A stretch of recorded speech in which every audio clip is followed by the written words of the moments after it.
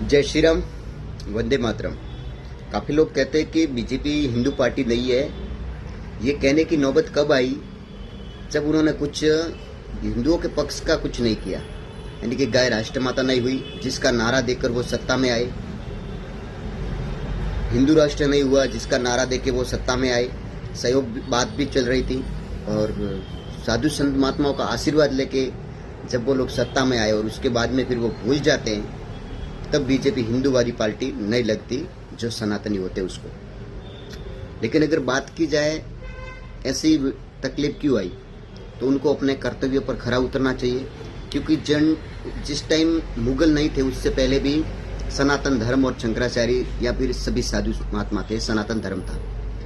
जब अंग्रेज आए, मुगल आए, तब भी सनातन धर्म था, खंडित नहीं हुआ, हमेशा लड़ता रहा सनातन धर्म। फिर न जाने ऐसी कई स्थिति आई देश में, कई ऐसे गृह युद्ध आए, अंग्रेज लोग भी आए, लेकिन फिर भी सनातन था।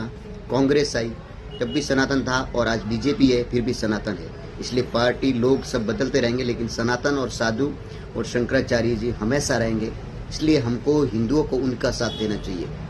और योगी आदित्यनाथ जी, क्योंकि उनकी पहचान है सनातन धर्म से और एक भगवे से, तो उनको पहली प्राथमिकता सनातन धर्म को देनी चाहिए, सत्ता के लालच में नहीं रहना चाहिए।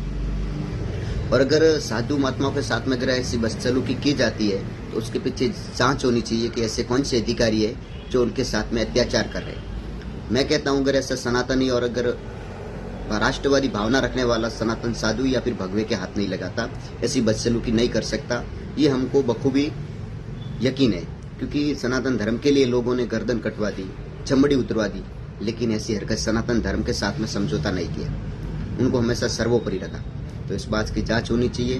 और देखने जाए तो ऐसी तकलीफ क्यों आई कि बीजेपी हिंदुत्ववादी पार्टी नहीं है, क्यों नहीं है? क्योंकि उसके पीछे बहुत सारे कारण हैं। वो अपने वादों पर खरे नहीं उतरे, और आने वाले समय में हम साधु महात्माओं का साथ देंगे, और जो भी स्थिति होगी उसका जवाबदार वर्तमान सरकार या प्रशासन होगा। क्योंकि हमने उनको हाथ भी जोड़े हैं, सनातन साधुओं ने उनको निर्देश भी दिए हैं, संकेत भी दिए हैं, लेकिन फिर भी उनकी मनमानी कर रहे हैं। और ऐसे कौन से लोग हैं, ऐसे कौन से नेता है जो सनातन को मानने से इनकार कर रहे हैं और उसको मिटाने की कोशिश कर रहे हैं। जय श्री राम। आपको जितने भी हम उनको बोलते हैं उनको कि चलो कांग्रेस के हमका कोई नाता नहीं था, बाकी सारी पार्टियों से कोई मतलब नहीं था, लेकिन बीजेपी के जो सत्ताधारी है वो तो हिंदू थे, उन पे तो हमको भरोसा था, लेकिन वो भी खरे नहीं उतरे, तो अब क्या ही बताएं।